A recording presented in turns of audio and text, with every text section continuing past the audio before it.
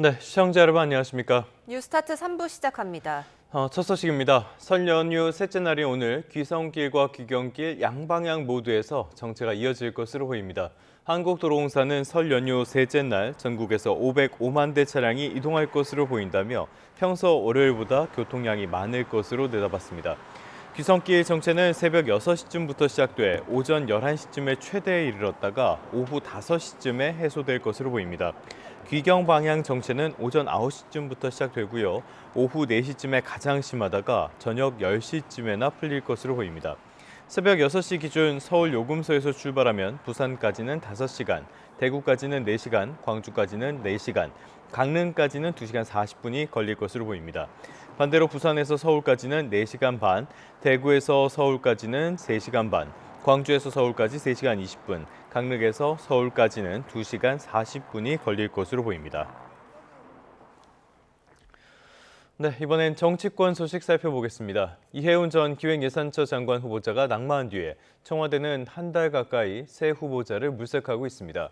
좌우 통합이라는 상징성부터 정부 곳간을 맡을 능력에 국정 기조까지, 그러니까 3박자를 모두 갖춘 인물을 찾기가 어려워하는 분위기가 역력한데요. 이 대통령의 깜짝 발탁이 또 이뤄질지에도 관심이 쏠립니다. 홍민기 기자입니다. 초대 기획예산처 장관에 이해운 후보자를 지명한 건 그 자체로 파격이었습니다. 이전 정부 장관이나 대선 과정에서 함께했던 보수 진영 인사를 기용한 사례는 있었지만 700조 원 규모 예산 편성과 배분을 총괄할 장관직에 보수 정당 3선 의원 출신 중진 인사를 발탁한 건 이례적이기 때문입니다. 보수를 끌어안을 수 있는 통합 인사에 예산 운영 철학도 국정 기조와 일맥상통한다는 게 파격의 이유였습니다.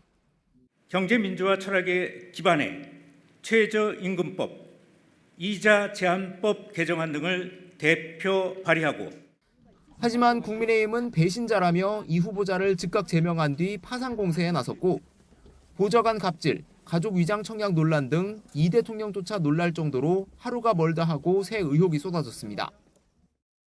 문제가 있어 보이긴 해요. 이렇게 극렬하게 저항에 부딪힐 줄은 몰랐습니다. 이 정도일 줄은 몰랐어요. 이 후보자는 연신 고개를 숙였지만 결국 여론의 반대를 이기지 못하고 지명 한 달여 만에 낙마했습니다. 저에 대한 비판은 겸허히 수용하고 또 뼈저리게 반성하겠습니다. 이후 다시 한 달여가 흘렀지만 청와대는 아직 새 후보자를 찾지 못한 상황입니다.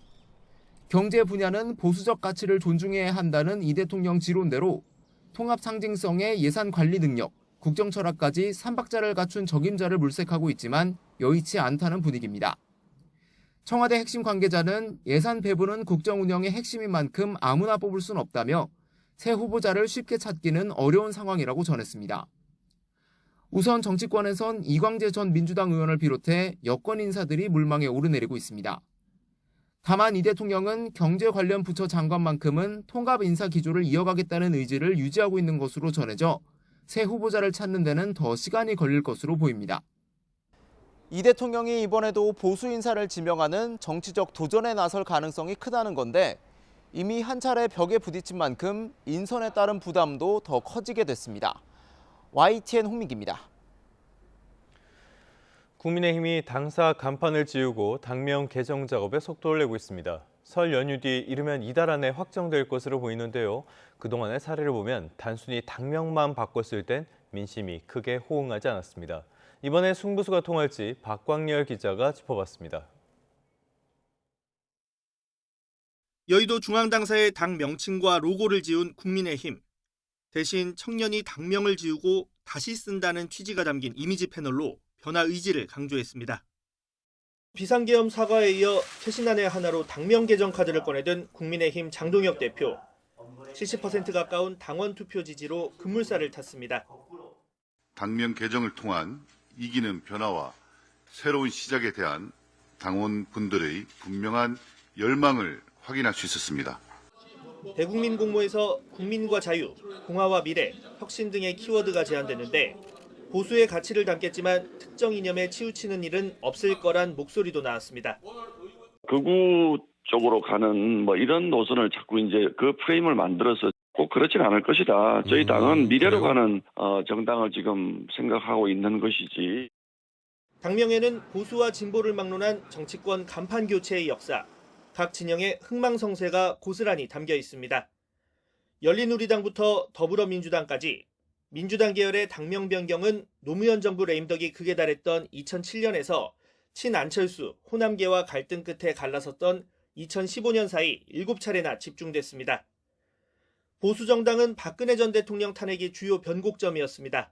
3년 반 동안 새누리당에서 자유한국당, 미래통합당, 국민의힘으로 이름표를 바꿔달았습니다. 성패를 좌우한 건 단순 라벨가리에 그치는지 여부였습니다. 2012년 출범한 새누리당, 레드 콤플렉스를 넘어 빨강을 당 상징색으로 택하는 파격을 선보였고 경제민주화 전면 배치, 외부 인사 수혈로 중도를 공략했습니다. 국민의힘은 지도부의 연이은 호남 방문에 30대 이준석 당대표 선출, 과거 보수정권 과오에 대한 반성 등 수구, 극우 이미지를 떨치는 데 주력하며 정권 교체 발판을 마련했습니다. 두 전직 대통령이 영의 몸이 되어 있습니다. 저희가 이 역사와 국민 앞에 큰 죄를 저질렀습니다. 반면 자유한국당은 출범 직후부터 이른바 태극기 세력에 휘둘린 데다 지방선거에서 서울시장 김문수, 충남지사 이인재 등 올드보이 카드를 꺼내며 PK 제외 전패라는 참혹한 성적표를 받았습니다. 출마자 막말 논란 등으로 총선에서 참패한 미래통합당도 대표적 실패 사례로 꼽힙니다. 총선 결과에 대해 책임을 지고 모든 당직을 내려놓겠습니다. 윤석열 그림자를 지우고 쇄신의 내용물도 담아야 하는 국민의힘. 역대 당명 변경 사례와 비교해 쉽지 않은 상황에 직면한 건 분명합니다. 당명을 바꾸기 전 맞게 될 윤 전 대통령 1심 선고를 계기로 절윤 등 큰 폭의 노선 변화를 보여줄지에도 재차 관심이 집중됩니다. YTN 박광렬입니다. 네, 지역 일꾼을 뽑는 6.3 지방선거에는 거대 양당뿐만 아니라 소수 정당도 도전장을 내밀었습니다. 공고한 양당 구도 속에 어떤 전략을 준비했는지 김다연 기자가 짚어봤습니다. 22대 국회 원내 정당은 모두 7개입니다. 민주당과 국민의힘 전통의 양당 구도가 공고한 가운데 소수 정당들도 저마다의 차별화 전략으로 6.3 지방선거에 당찬 도전장을 내밀었습니다. 먼저 조국혁신당은 민주당과 합당은 무산됐지만 따로 또 같이라는 기조로 전략적 협력을 이어간다는 계획입니다. 쇄빙선 역할을 자임해온 만큼 무투표 당선 방지 등 정치개혁을 요구하고 돈공천 방지법까지 발의하며 민주당과 차별화를 시도하고 있습니다. 분명히 시스템 에러가 있기 때문에 조국혁신당이 제출하는 그 동공천 금지법을 한번 봐주시면 좋겠다. 원내 4석을 보유한 진보당은 지방선거와 함께 치러지는 국회의원 보궐선거에서 최소 1석 이상을 확보해 진보정당 파이를 키우겠다는 계획입니다. 인정할 것을 인정하면서 동반 성장할 수 있고 동반 승리하는 그런 선거가 될 수 있도록 힘을 잘 모았으면 좋겠습니다. 개혁신당은 정치 실험에 뛰어들었습니다. 기초의원 선거 99만 원 패키지와 같은 저비용 선거, 공천 절차 100% 온라인화와 AI 선거 지원 플랫폼을 내세웠는데 이른바 쌍팔년도식 선거 문화부터 바꿔 유권자 마음을 사로잡는다는 계획입니다. 저희 개혁신당에서는 누구나 99만 원이면 출마할 수 있습니다. 이제 바로 여러분이 도전할 차례입니다. 기본소득당은 작지만 가장 선명하고 뾰족한 정당으로 자리매김한다는 구상입니다. 이번 지방선거를 계기로 지역 곳곳에서 부분적으로 시행되고 있는 기본소득 정책을 전국화하겠다는 포부를 밝혔습니다. 첨단 산업들의 특징은 예전처럼 산업 발전이 일자리 발전으로 이어지지 않는다는 점입니다. 기본소득 없이는 지속 가능하지 않다. 소수정당들은 지난달 나온 헌법재판소 결정을 주목합니다. 정당 득표율이 3% 미만이면 총선 비례대표 의석을 얻을 수 없도록 한 선거법 조항이 위헌이라는 건데 이들은 지방의회 비례대표 선거에도 5% 이상 얻어야 의석을 배분하는 조항이 있다면서 지방선거 전 법 개정을 추진할 생각입니다. 3%가 위헌이면 5%도 당연히 위헌인 것입니다. 다가올 지방선거에서부터 비례성과 다양성을 강화하도록 하겠습니다. 기득권이 제시하지 못하는 의제를 발굴하고 정치개혁에 뛰어드는 건 소수정당 고유의 역할입니다. 유권자 마음에 얼마나 밀착할 수 있을지 이번 지방선거가 시험대가 될 전망입니다. YTN 김다현입니다. 윤석열 전 대통령은 계엄을 통해 사실상 국회를 겨냥했습니다. 국회 기능을 마비시키려고 군 병력을 동원해 폭동을 일으켰다는 게 법원에서도 인정될지 주목됩니다. 한동우 기자가 보도합니다. 비상계엄 선포 담화에서 윤석열 전 대통령은 국회에 대한 인식을 가감없이 드러냈습니다. 지금 우리 국회는 범죄자 집단의 소굴이 되었고 입법 독재를 통해 국가의 사법 행정 시스템을 마비시키고 자유민주주의 체제의 전복을 기도하고 있습니다. 포고령엔 국회를 포함한 모든 정치 활동을 금지한다는 내용이 제일 위에 적혔습니다. 윤 전 대통령은 더 나아가 당시 기획재정부 장관에게 국회를 대신할 비상입법기구 예산을 준비시키고 군과 국정원엔 국회의장과 여야 대표 체포까지 지시한 것으로 드러났습니다. 여인영 사령관이 저에게 소위 체포자 명단을 불러주면서 제가 보기엔 문제가 생기는 것 같습니다. 그러면 저기 이재명, 우원식, 한동훈이 반국가 단체나 간첩은 아니지 않습니까? 국회 마당에 군 헬기가 날아들었고 무장한 특전사가 본회의장이 있는 본관 건물까지 진입했습니다. 국회 외곽으론 경찰이 배치됐습니다. 특검은 윤석열 전 대통령이 국회 기능을 마비시켜 권력을 독점하려고 군과 경찰을 동원했다고 판단했습니다. 장기 집권을 위해 헌법이 설계한 국가 작동 구조를 무력화하고 군사력과 경찰력에 의해 국가 권력과 통치 구조를 재편하려 한 내란 범행이라는 점에서 윤 전 대통령은 국헌문란의 목적도 폭동도 없었다고 주장하는 가운데 1심 재판부 판단은 어떨지 주목됩니다. YTN 한동우입니다. 재작년 12월 45년 만에 선포된 비상계엄 이후 우리 역사에는 불명예스러운 최초 기록이 여러 새겨졌습니다. 현직 대통령 체포부터 내란 혐의 재판 마무리까지 초유의 순간들을 신기혜 기자가 정리했습니다. 평온하던 2024년 12월 3일 윤석열 전 대통령의 비상계엄 선포로 우리 사회는 짧지만 큰 혼란을 겪었습니다. 파렴치한 종북 반국가 세력들을 일거에 척결하고 자유 헌정 질서를 지키기 위해 비상계엄을 선포합니다. 계엄 사흘 만에 특별수사본부가 꾸려졌고 두 번의 시도를 거쳐 헌정사상 처음으로 현직 대통령이 수사기관에 체포됐습니다. 곧이어 구속영장도 발부됐는데 화가 난 시위대가 폭동을 일으키면서 법원이 부서지는 유례없는 일까지 벌어졌습니다. 우여곡절 끝에 윤 전 대통령은 내란 우두머리 혐의로 구속 기소됐지만 구속 취소 결정으로 전국은 또 한 번 요동쳤습니다.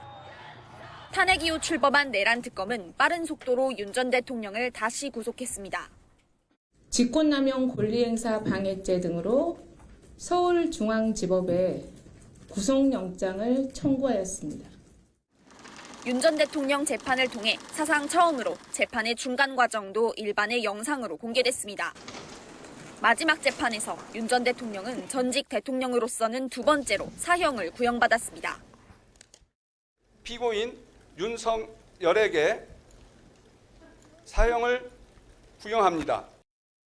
현직 대통령으로서는 처음 감행한 이른바 위로부터의 내란, 곧 나올 법원의 판단 한 줄 한 줄은 판결문을 넘어 역사에 기록될 전망입니다. YTN 신기혜입니다. 모텔 연쇄 사망 사건을 수사하는 경찰이 구속된 여성이 추가 범행을 시도했는지도 살펴보고 있습니다. 여성의 휴대전화 분석 결과와 SNS 기록을 바탕으로 그동안의 행적을 추적한다는 계획입니다. 이현정 기자가 보도합니다. 모텔 연쇄 사망 사건의 피의자 20대 여성 A씨는 약물을 탄 음료는 남성 3명에게만 건넸다고 주장하고 있습니다. 현재까지 경찰이 확인한 피해자도 음료를 마시고 숨진 남성 2명과 의식을 잃었다가 깨어난 1명 등 3명입니다. 하지만 경찰은 A씨가 추가 범행을 시도했거나 드러나지 않은 피해자가 있는지도 살펴보고 있습니다. A씨가 연락을 주고받았거나 만난 남성이 더 있었다는 일부 언론 보도도 나왔는데 경찰은 A씨 휴대전화 포렌식 결과와 SNS 활동 기록을 분석해 관련 정황을 확인한다는 계획입니다. A씨 범행에 고의성이 있었는지에 대한 수사도 한창입니다. A씨는 의견 충돌이 생겨 잠재우려고 음료를 건넸을 뿐 숨질 줄은 몰랐다고 주장하고 있습니다.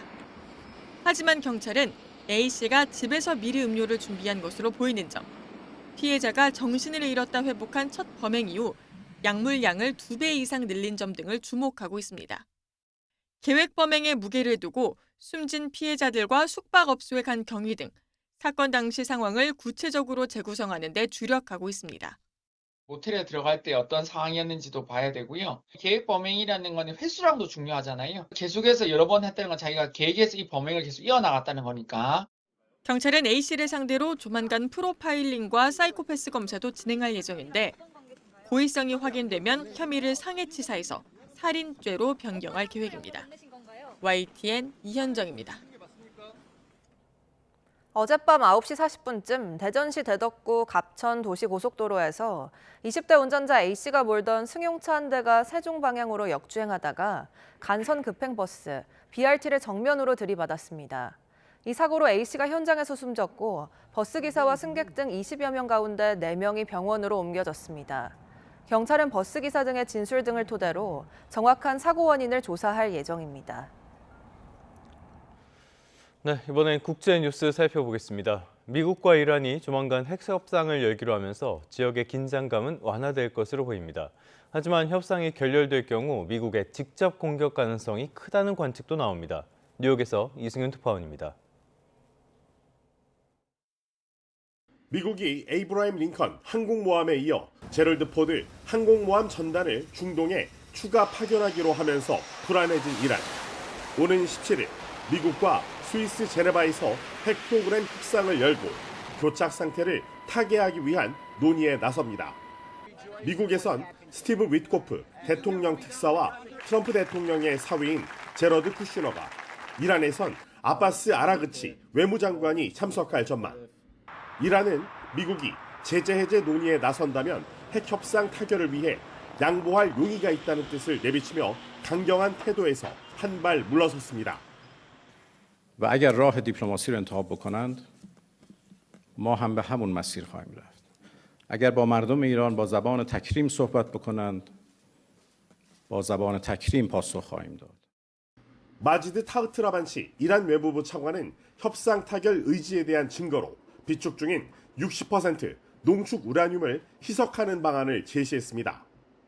60% 농축 우라늄은 몇 주면 순도를 90%까지 높일 수 있어 준무기급으로 평가되는데 국제사회는 이를 이란의 핵무기 개발 의도로 보고 의심해왔습니다. 다만 미국이 요구한 우라늄 농축 중단 문제나 탄도미사일 프로그램에 대해선 협상 사안이 아니라며 선을 그었습니다. 마코 루비오 미국 국무장관이 군사행동과 관련해 어떤 것도 논의하지 않고 있다고 밝히면서 중동 지역의 군사적 긴장은 당분간 완화할 전망입니다. I'm not going to talk about attacks on Iran or anything of that nature because the president's made clear he prefers diplomacy and an outcome of negotiated settlement. Now, we're dealing with radical Shia clerics.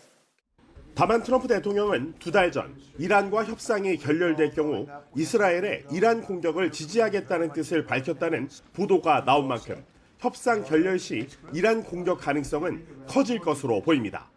뉴욕에서 YTN 이승윤입니다. 러시아가 종전 협상을 앞두고 전선에서 우위를 과시하고 있습니다. 젤렌스키 우크라이나 대통령은 연일 서방의 지지 결집에 공을 들이는 모습입니다. 런던에서 조수연 특파원입니다. 발레리 게라시모프 러시아군 총참모장이 우크라이나 전선에서 싸우는 군부대를 찾았습니다. 혹독한 겨울 환경에도 이달 들어 12개 마을을 장악했다며 200제곱킬로미터 이상의 영토가 러시아의 통제를 받게 됐다고 주장했습니다. 또 러시아군이 모든 방향으로 진격하고 있다며 동부 도네츠크 요충지 슬로비안스크에 근접했다고 밝혔습니다. 현지 시간 17일 제네바에서 재개되는 미국, 우크라이나와의 3자 평화협상을 앞두고 우위를 과시한 겁니다. 3국은 앞서 아랍에미리트 아부다비에서 2차례 만났는데 영토 문제를 포함한 핵심 종전 조건에서는 해결책을 찾지 못했습니다. 위넨 안보회의에 참석한 볼로디미르 젤렌스키 우크라이나 대통령은 마코 루비오 미 국무장관과 유럽 정상들을 만나 치열한 외교전을 벌였습니다.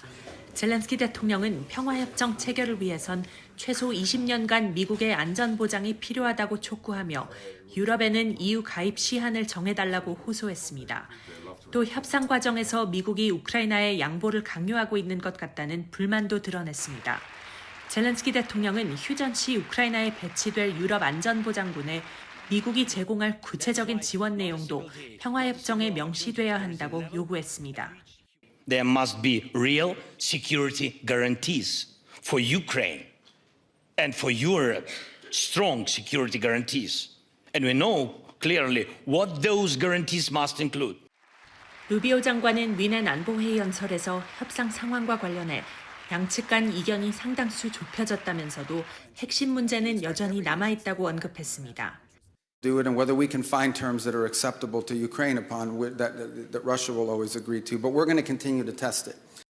러시아가 아직 경제적, 군사적으로 전쟁을 이어갈 여력이 되는 만큼 돈바스 영토 전체를 받아낼 때까지 공세를 지속할 것이라는 전망이 나옵니다.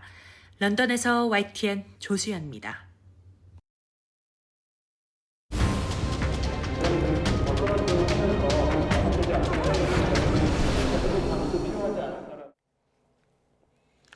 네, 다음 소식입니다. YTN은 비상계엄이 선포됐던 지난 2024년 12월 3일 주요 인물들의 행적과 역할을 되짚어보는 기획 보도를 준비했습니다. 먼저 한덕수 전 국무총리로 가보겠습니다. 임예진 기자입니다. 1970년 공직에 입문한 한덕수 전 국무총리에게는 관원이라는 수식어가 따랐습니다. 공직에 몸담은 55년 동안 총리를 2번 지냈고 진보 보수 정권 가리지 않고 고위직에 중용됐습니다. 탄탄한 엘리트 관료의 길을 걸으며 대권까지 꿈꿨지만 누가 집권하건 지금과 크게 다르지 않은 불행이 반복될 따름입니다. 다음 시대를 여는 디딤돌이 되겠습니다. 내란 중요 임무 종사 혐의로 1심에서 징역 23년을 선고받으며 불명예스러운 끝을 맞았습니다. 피고인은 12.3 내란이 성공할지도 모른다는 생각에 이러한 의무와 책임을 끝내 외면하고 오히려 그 일원으로서 가담하기로 선택하였습니다. 1심 판결문에는 계엄 선포 전후 한 전 총리의 행적이 고스란히 담겼습니다. 윤 전 대통령의 부름을 받고 대통령실에 도착한 한 전 총리는 국무회의를 소집했습니다. 재판부는 이를 계엄의 절차적 정당성을 확보하기 위한 행위로 판단했습니다. 또 포고령을 미리 읽고 국무위원들에게 계엄 관련 서류에 서명하도록 요구하기도 했습니다. 16분 동안 이어진 이상민 전 행정안전부 장관과의 토론은 한 전 총리가 계엄 후속 조치에 협조했다고 보는 핵심 근거가 됐습니다. 언론사 단전 단수 조치를 논의했다고 본 겁니다. 이후 한 전 총리는 최초 계엄 선포문의 법률적 결함을 보완하고자 강희구 전 대통령실 부속실장이 작성한 사후 선포문에 서명하고 나중에 문제가 될 것 같자 폐기하도록 지시하기도 했습니다. 결국 재판부는 국정 2인자로서의 지위와 책임을 고려해 엄벌이 불가피하다며 구형보다 더 중한 징역 23년을 선고했습니다. 1심형이 확정된다면 한 전 총리는 100살에야 감옥에서 나올 수 있게 됩니다. YTN 임혜진입니다. 당시에 경찰의 1, 2인자 역시 국회 통제에 나섰습니다. 이어서 김영수 기자입니다. 칠흑 같은 밤 국회 출입구를 경찰이 틀어막았습니다. 곳곳에서 몸싸움이 벌어지고 현직 국회의원까지 막혔습니다. 비상계엄 관련된 분들 외에 비상계엄 선포령에 의해서 전원 차단 후 비상계엄 선포 3시간 전 경찰의 1, 2인자는 삼청동 안가로 호출됐습니다. 당시 대통령과 국방부 장관이 있는 자리에서 조지호 경찰청장과 김봉식 서울경찰청장은 계엄 계획이 담긴 문건을 전달받았습니다. 안가에서 비상계엄에 관련된 A4 용지를 건네받은 사실이 있으시죠? 예, 2,200 그 국회, 2,300 민주당사 이런 식입니다. 이후 두 사람은 국회를 전면 봉쇄하기로 하고 경찰 기동대와 차벽을 배치해 출입을 차단했습니다. 특검 수사 결과 그날 밤 국회에 출동한 경력만 1,600명이 넘는 걸로 파악됐습니다. 조지호 청장으로부터 제가 직접 전화를 받았기 때문에 그 전에 어떤 조 청장님의 판단이 있었다고 저는 그렇게 생각합니다. 조지호 전 경찰청장은 특히 국군 방첩사령부가 주도한 이른바 정치인 체포조 구성에도 가담한 걸로 조사됐습니다. 특검은 경찰이 특정 정치 권력에 휘둘린 아픈 경험이 있는데도 불구하고 위법한 명령을 맹목적으로 따랐다고 지적했습니다. 내란이 성공할 경우 더 좋은 자리에 얻거나 권세와 영화를 누리려는 권력에 대한 욕심 때문이라고밖에 해석할 수 없습니다. 조 전 청장은 경찰대 출신으로 엘리트 코스를 밟고 윤석열 정부에서 초고속 승진으로 주목받았지만 헌정 사상 처음으로 헌재에서 파면된 경찰청장이라는 오명을 썼습니다. 조지호, 김봉식 전 경찰 수뇌부는 형사재판 과정에서 뒤늦게 후회했지만 혐의가 인정된다면 중형 선고가 불가피할 걸로 보입니다. YTN 김영수입니다. 서울 최대 규모 쪽방촌인 동자동 일대를 공공개발하겠다는 계획은 벌써 5년 넘게 공전하고 있습니다. 올해도 좁은 단칸방에서 명절을 보내는 쪽방촌 주민들은 언젠가는 편안한 보금자리에 입주할 수 있기만을 기다리고 있습니다. 조경원 기자가 현장에 다녀왔습니다. 한평 남짓한 서울 동자동 쪽방에서 5년째 홀로 지내는 50대 A씨에게 명절은 더욱 외로운 날입니다. 많은 이들이 가족 친지와 함께하는 설날에는 어느 때보다 단칸방이 좁고 춥게만 느껴집니다. 큰 명절이잖아요. 가족 생각도 많이 나겠죠. 자다가 TV 보다가 그냥 명절 때는 그런 생활이죠. 설을 앞두고 쪽방촌 주민들에게 떡국을 나눠주는 따뜻한 손길도 이어졌지만 언젠가는 번듯한 집에서 명절을 보낼 수 있을 거란 기대는 여전히 멀게만 느껴집니다.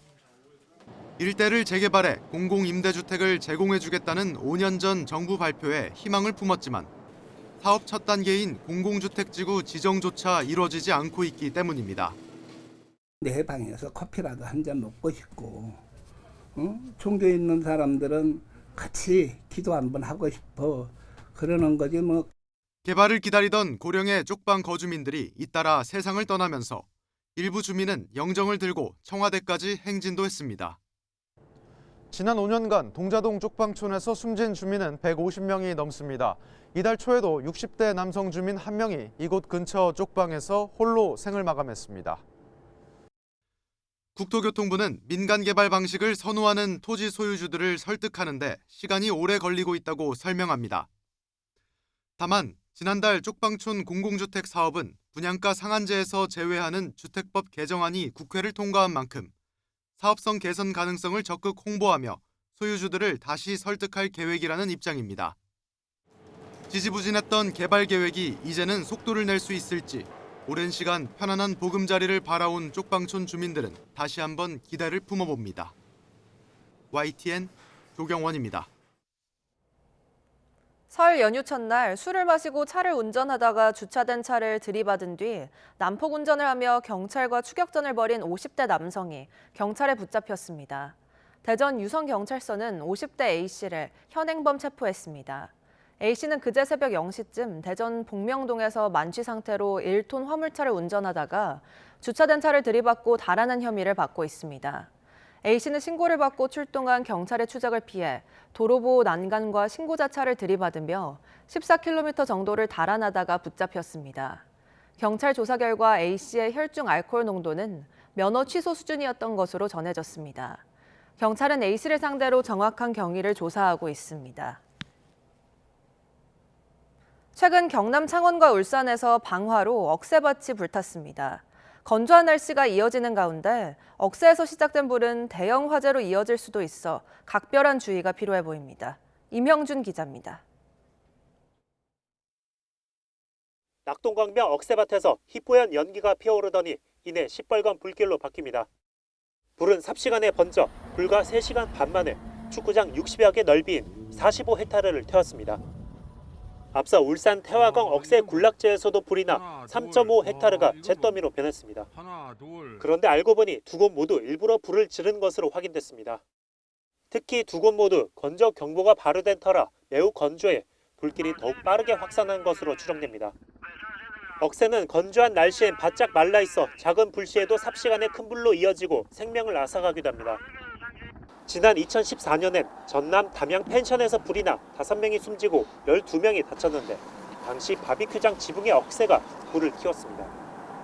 앞서 2009년에도 경남 창녕 화항산에서 정월 대보름 맞이 억새 태우기 행사를 하다 7명이 숨지고 80여 명이 다치는 참사가 일어나기도 했습니다. 따라서 불씨 관리가 매우 중요하고 특히 사람이 몰릴 수 있는 설 연휴 기간 등엔 억새밭이 있는 탐방로 등의 화재 예방에 각별한 주의가 필요하다는 지적입니다. 억새밭이라든지 또 이제 억새 군락지라든지 뭐 여러 가지 이제 이런 뭐 가연물이 많은 들판이든 이런 곳에서는 산불 예방과 동일하게 화기 관리에 대한 부분들. 또 순찰을 강화하는 등 화재 감시 노력도 중요합니다. 사전에 화재 예방과 대응 체계를 점검하는 관계 당국의 유비무환이 앞으로도 시민들이 안전한 환경에서 억새 경치를 즐길 수 있는 공간을 만드는 밑거름이 될 것으로 보입니다. YTN 임영준입니다. 충남 청양의 대표 특산물인 표고버섯이 올해 대통령 설 선물로 선정돼 주목받고 있습니다. 농가들의 우수성을 인정받은 만큼 홍콩과 베트남에 이어 북미 시장 진출까지 기대하고 있습니다. 오승훈 기자입니다. 비닐하우스 안에서 표고버섯들이 탐스럽게 자라고 있습니다. 농민들은 큼지막한 버섯을 골라 정성스럽게 수확합니다. 지리적 표시 인증을 받은 지역 특산물 청양 표고로 충남에서 유일하게 올해 대통령 설 선물에 선정됐습니다. 굉장히 기쁘게 생각합니다. 저희 농가들도 이게 사실 한번 대통령 선물로 이렇게 들어가면 그 여파로 저희들이 매출이나 이런 것들도 많이 이렇게 올라갈 수가 있거든요. 청양표고는 산간 지역 특유의 큰 일교차와 서늘한 기후 속에서 자라 갓과 대가 두껍고 식감이 쫄깃한 게 특징입니다. 또 각종 미네랄과 아미노산이 풍부해 건강에 좋은 음식 재료로 꼽힙니다. 청양고는 농촌 인구 감소와 고령화, 생산비 상승이라는 어려움 속에서도 재배 환경 개선을 꾸준히 이어왔습니다. 자동 제어 시스템을 도입해 노동 강도를 낮추며 생산 안정성을 높였고 농가의 의견을 반영해 체계적인 품질 관리를 해왔습니다. 그 결과 동남아시아 수출에 이어 올해는 북미 지역 시장 진출까지 노리고 있습니다. 청양 표고버섯은 뛰어난 품질을 인정받아 홍콩과 베트남 등에 이미 수출되고 있고요. 앞으로 미국 등 신규 수출을 위해 많은 지원을 아끼지 않을 거고. 맛과 영양을 모두 갖춘 청양표고. 대통령 명절 선물 선정을 계기로 세계 시장 판로 확대에 대한 기대감이 커지고 있습니다. YTN 오승훈입니다.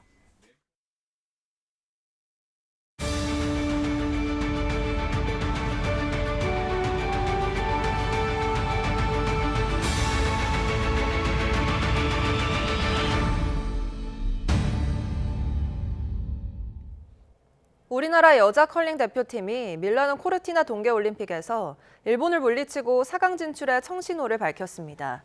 스킵 김은지가 이끄는 우리 대표팀은 라운드 로빈 5차전에서 일본에 7대5로 승리하고 3승 2패로 덴마크와 함께 공동 4위에 올랐습니다. 10개 팀이 출전한 이번 대회는 라운드 로빈을 거쳐 4강 팀을 가리고 토너먼트로 우승팀을 결정합니다. 스노보드 빅에어에서 깜짝 동메달을 따낸 유승은이 슬로프 스타일 시도 예선을 3위로 통과하면서 두 번째 메달 가능성도 높였습니다. 여자 컬링 대표팀은 일본을 꺾고 4강 진출의 희망을 키웠습니다. 이경재 기자입니다. 겁없는 10대 유승은이 메달을 향해 한 번 더 힘차게 날았습니다. 자신의 주 종목이 아닌 슬로프 스타일에 출전한 유승은은 빅에어 동메달의 기운을 그대로 이어갔습니다. 1차 시기에서 초반 레일 구간을 무난하게 통과했습니다. 3번 연속 이어진 점프 구간에서도 1080도 회전을 포함해 도약과 회전, 착지까지 모든 기술을 깔끔하게 성공했습니다. 속도가 붙어 점프 때마다 더 멀리 날았지만 안정적인 착지로 버텨냈습니다. 76.80점을 받고 기뻐한 유승우는 30명의 선수 가운데 3위로 결선에 올라 내일 두 번째 메달에 도전합니다. 빅에어에서 은메달 딴 뉴질랜드의 사도스키가 1위로, 금메달리스트 일본의 무라스는 2위로 결선에 진출했습니다. 여자 컬링 대표팀도 메달을 향해 중요했던 스톤을 적중시켰습니다. 스킵 김은지가 이끄는 5G 대표팀은 일본을 7대5로 물리치고 3승 2패를 기록했습니다. 3대3이었던 8엔드에서 한 번에 석점을 따내며 승기를 잡았습니다. 덴마크와 함께 공동 4위로 치열한 4강 경쟁을 이어간 우리 대표팀은 내일 중국을 상대로 다시 연승에 도전합니다. YTN 이경재입니다. 네, 지난 2000년에 이미 트럼프의 당선을 예견한 것으로 유명한 미국의 최장수 시트콤 애니메이션 시리즈인 심슨 가족이 800회를 맞았습니다. 미국 일간 뉴욕타임스는 미국 동부 시간으로 15일 저녁 8시 폭스 채널에서 심슨 가족의 800번째 에피소드가 방영된다고 보도했습니다. 심슨 가족은 1987년 폭스 채널 트레이시 울먼 쇼와 광고 사이에 끼워놓은 단편 애니메이션 형식으로 처음 시청자와 만났는데요. 반응이 좋자 1989년에 정규 시리즈로 편성됐습니다.